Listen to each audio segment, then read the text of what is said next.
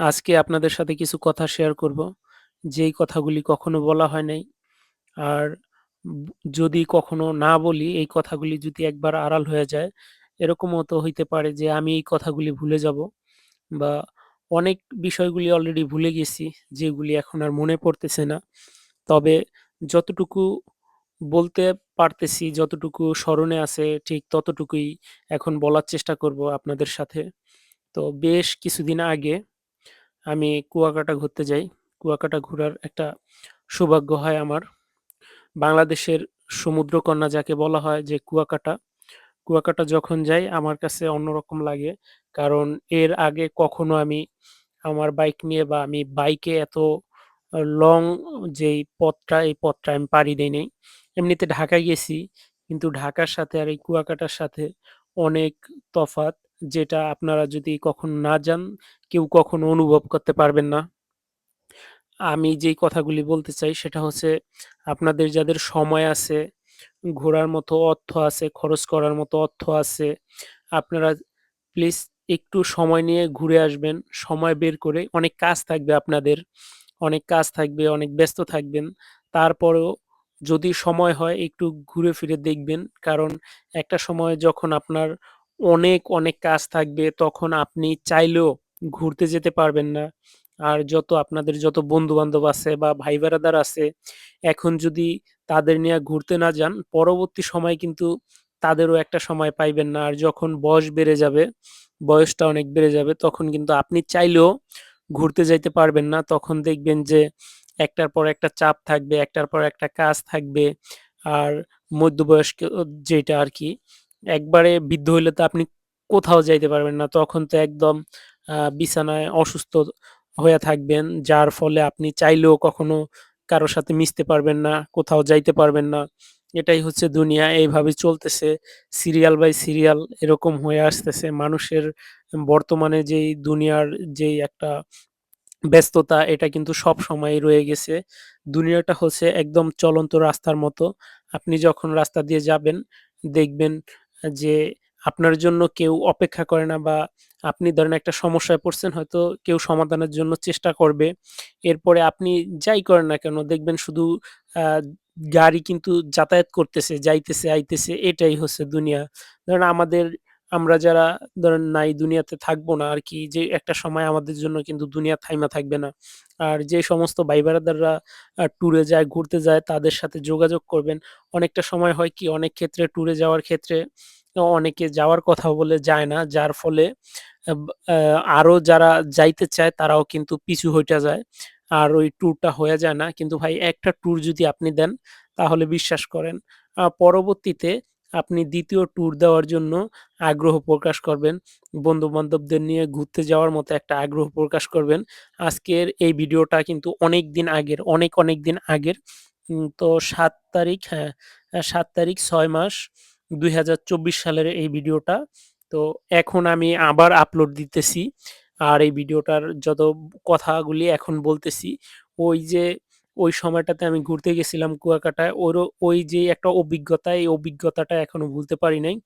হয়তো খুব তাড়াতাড়ি বা কিছুদিন পরে আবারও ঘুরতে যাবো। কারণ এরকম একটা ঘোরার মতন একটা স্মৃতি আর কখনো হয়ে উঠবে না। এরপরে চিন্তা ভাবনা করছি, যেই জায়গাটা যাবো সেটা হচ্ছে চট্টগ্রাম বা সীতাকুণ্ডর এইদিকে।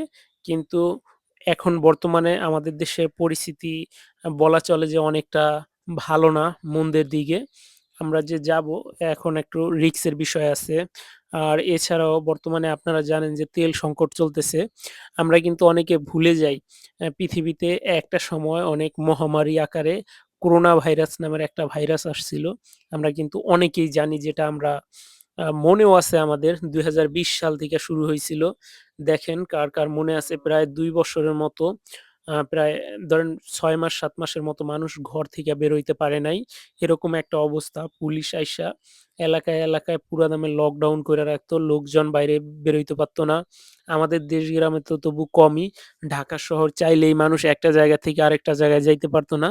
তো আপনি ভাবতে পারেন ভাই, আমি কথা বলতেছি, তো এই করোনা ভাইরাস কোথা থেকে আসলো? ভাই, এই যে লকডাউনের কথা কেন বলতেছি সেটা জানেন আপনারা? বর্তমানে বিশ্বে একটা যুদ্ধ অবস্থা। অলরেডি যুদ্ধ বাইজা গেছে। বড়, বড় কয়েকটা দেশ কিন্তু যুদ্ধ কইরা যাইতেছে। এর মাঝেই কিন্তু তীব্র তেলের সংকট দেখা দিছে।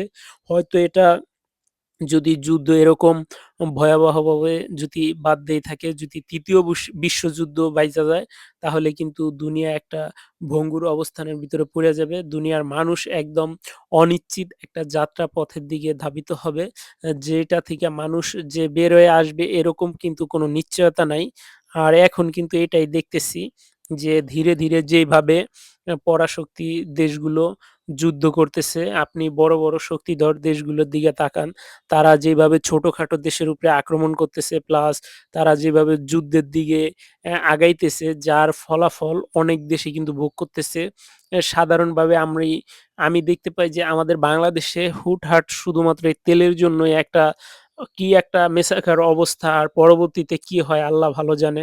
যদি এরকম অবস্থা থাকে তাহলে তো একদম বাংলাদেশের অবস্থা একদম নিম্নের দিকে চলে যাবে।